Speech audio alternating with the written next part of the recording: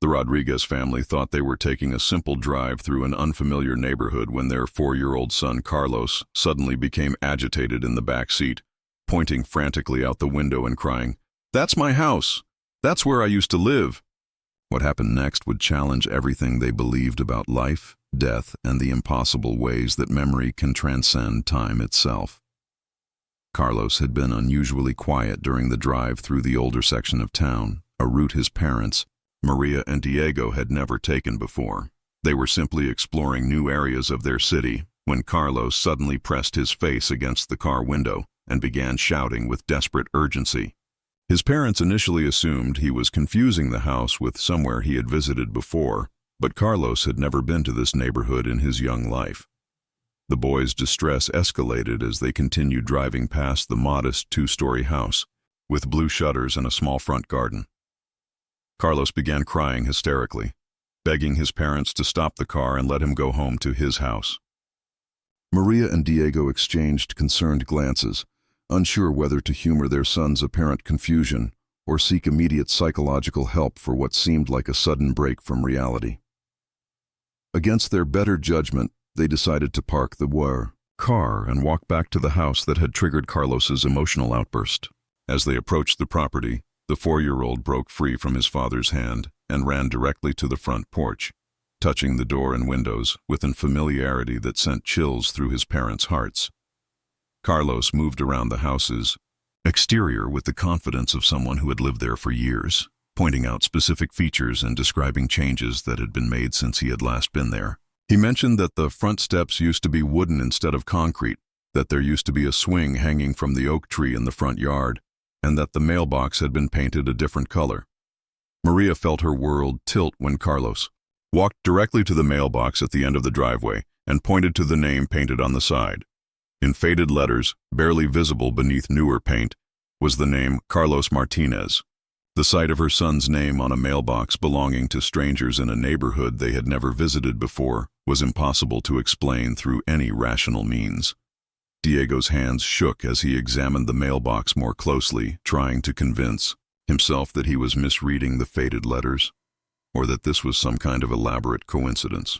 But the name was clearly Carlos Martinez, painted in a style that suggested it had been there for many years, long before their Carlos had been born in 2019. Carlos continued his exploration of the property with increasing excitement, describing the interior layout of the house as if he had lived there recently. He told his parents about the kitchen with yellow walls and checkered linoleum floors, the living room with a brick fireplace, and his bedroom upstairs with windows that faced the neighbor's apple tree. The specificity of his descriptions made them increasingly difficult to dismiss as childhood fantasy. The current residents of the house, an elderly couple named Robert and Helen Parker, emerged from their home after noticing the family standing by their mailbox. When Maria apologetically explained their unusual situation, the Parkers were initially skeptical but became increasingly intrigued as Carlos demonstrated impossible knowledge of their property's history. Helen Parker gasped when Carlos described the interior of their home with perfect accuracy, mentioning details like the loose floorboard in the upstairs hallway and the way the bathroom door stuck when the weather was humid. These were quirks of the old house that the Parkers had lived with for decades, but had never discussed with neighbors or visitors.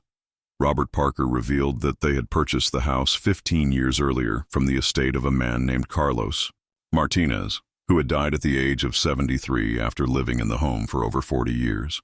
The revelation that a Carlos Martinez had actually lived in the house and died there sent shockwaves through the Rodriguez family and confirmed their worst fears about the impossible situation they were facing. Carlos became increasingly emotional as the adults discussed the previous owner, insisting that he was the same Carlos who had lived in the house and that he remembered dying there. The 4-year-old's matter-of-fact acceptance of his claimed previous death contrasted starkly with his parents' mounting anxiety about their son's mental state and the supernatural implications of his knowledge. Helen Parker invited the family inside, curious to see how Carlos would react to the house's interior. The boy's immediate familiarity with the layout was undeniable as he navigated the rooms without hesitation, pointing out where furniture used to be positioned and describing changes that had been made since the previous Carlos's death. In the Living room, Carlos walked directly to the mantelpiece and asked where his special box had gone. Helen retrieved a small wooden box from a closet, explaining that it had belonged to the previous owner and contained old photographs and personal mementos. Carlos's immediate recognition of the box and his emotional reaction to its contents provided additional evidence for his impossible claims. The photographs in the box showed an elderly Hispanic man who bore a striking resemblance to young Carlos, particularly around the eyes and facial structure. The boy looked at the images with profound sadness, saying he remembered when the pictures were taken and expressing regret about getting old and sick. His emotional responses seemed genuine and far beyond the capacity for deception expected from a 4-year-old. Carlos described specific memories of his life as the elderly Carlos Martinez, including details about his late wife Elena, his work as a mechanic, and his struggle with diabetes in his final years. He spoke about feeling lonely after Elena's death and spending his last months mostly confined to the house due to failing health. The Parkers confirmed many of the details that Carlos provided about the previous owner's life.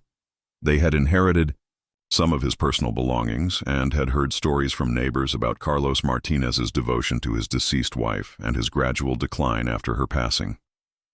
Young Carlos's knowledge of these intimate details was impossible to explain through normal means. Maria and Diego found themselves grappling with implications that challenged their fundamental beliefs about life and death.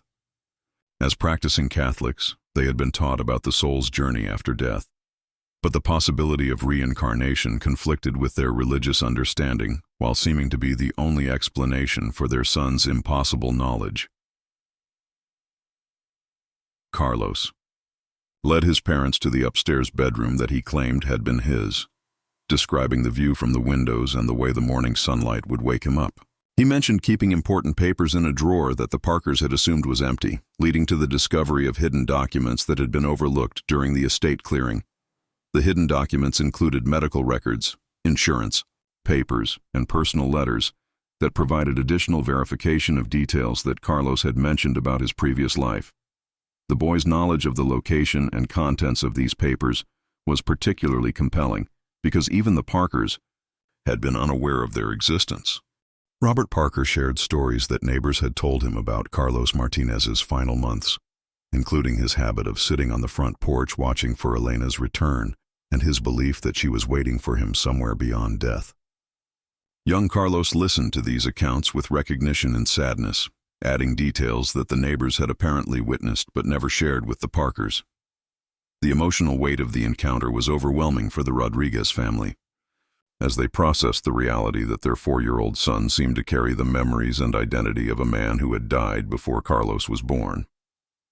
The boy's genuine grief for his deceased wife Elena and his matter-of-fact acceptance of having lived a previous life challenged everything they thought they knew about consciousness and identity. Dr. Patricia Williams, a child psychologist with experience in unusual cases, was consulted to evaluate Carlos's mental health and the authenticity of his memories. After extensive interviews and psychological testing, Dr. Williams found no evidence of mental illness or fantasy-prone personality disorder, leaving past life memory as the most plausible explanation for Carlos's knowledge. The investigation expanded when Carlos mentioned other details about his previous life that could be verified through public records. He described his work at a specific auto repair shop, mentioned co-workers by name, and even recalled specific cars he had worked on during his career as a mechanic. Employment records confirmed that Carlos Martinez had indeed worked at the shop. Carlos described for over 30 years. Carlos's memories included traumatic events from his previous life, including Elena's death from cancer and his own struggle with the grief and loneliness that followed. The boy would sometimes become sad when discussing these memories, displaying emotional maturity that seemed impossible for his chronological age while retaining his cheerful 4-year-old personality in other contexts. The family's priest, Father Miguel Santos, was consulted about the theological implications of Carlos's apparent past life memories. While acknowledging that reincarnation wasn't part of Catholic doctrine, Father Santos admitted that the evidence in Carlos's case was difficult to dismiss and suggested that God's plan might include mysteries beyond human understanding. Research into Carlos Martinez's family background revealed that he and Elena had never had children, a fact that young Carlos knew and expressed sadness about. The boy spoke about their unfulfilled dreams of parenthood, and their regret about not having family to carry on their legacy. His knowledge of these intimate details added emotional depth to his claims and provided additional verification. Carlos began expressing a desire to visit Elena's grave, providing specific directions to the cemetery where she was buried. At the cemetery, he led his parents directly to Elena's headstone without hesitation, despite having never visited the location before. His emotional reaction to seeing her grave was profound and heartbreaking, as he spoke about missing her and wishing they could be together again. The visit to Elena's grave revealed additional information that only Carlos Martinez could have known. Young Carlos described the funeral service, mentioned specific details about Elena's burial, and even knew about a small memento that had been placed in her casket. Cemetery records and funeral home documentation confirmed these details, providing further evidence for the authenticity of his memories. The case attracted attention from researchers studying reincarnation and past life memories. Dr. Michael Chen, a psychiatrist who had investigated similar cases, found Carlos's story to be one of the most evidentially strong examples he had encountered. The combination of verifiable details, emotional authenticity, and physical evidence made the case impossible to dismiss as coincidence or fantasy. Maria and Diego struggled with the practical implications of their son's past life memories, including how to help him integrate his identity as both young Carlos Rodriguez and the memories of elderly Carlos Martinez. They worked with child psychologists to ensure that Carlos's development wasn't hindered by his unusual experiences, while respecting the apparent reality of his memories. The Parkers developed a special relationship with young Carlos, allowing him to visit the house regularly and sharing stories about the previous owner. These visits seemed to provide comfort for both Carlos and the elderly couple, who felt honored to be part of such an extraordinary situation and grateful for the connection to the home's previous resident. Carlos's memories gradually became less vivid as he grew older, following patterns observed in other cases of childhood past life recall. However, his connection to his previous identity continued to influence his interests and personality, including an unusual aptitude for mechanical tasks and a mature understanding of loss and grief that seemed beyond his years.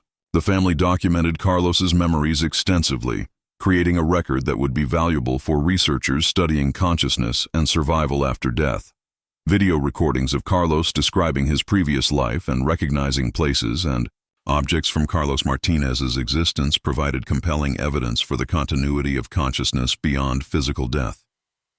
Years later, Carlos retained only fragments of his memories as Carlos Martinez, but the impact of his experience continued to shape his family's understanding of life, death, and spiritual connection. The discovery of his name on the mailbox remained one of the most remarkable pieces of evidence for reincarnation that researchers had documented.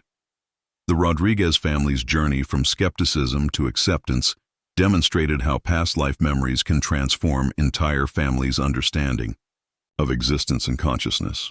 Carlos's case provided healing not only for his own apparent reincarnation, but also for the previous Carlos's unfulfilled dreams of having children to remember him. The connection between the two Carlos figures suggested that some souls may reincarnate to fulfill purposes left incomplete in previous lives. Young Carlos's presence provided a form of continuity for the previous Carlos's legacy, while offering the Rodriguez family insights into the mysteries of consciousness and spiritual connection. The house that Carlos had led his parents to became a symbol of the enduring nature of memory and identity across lifetimes.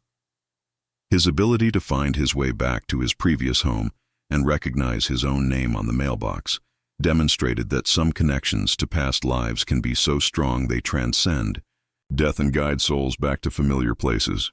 The story of Carlos Rodriguez and his impossible journey to his previous home continues to inspire questions about the nature of consciousness, memory, and the ways that love and identity can survive physical death. His case stands as compelling evidence that human awareness may extend far beyond the boundaries of a single lifetime. If this incredible story of a child finding his own name on the mailbox of his previous life's home has opened your mind to the profound mysteries of consciousness and the possibility that we carry memories across lifetimes, please like this video and subscribe to our channel for more amazing stories that prove the human spirit truly transcends death and that home is where the soul remembers, no matter how many lives may pass.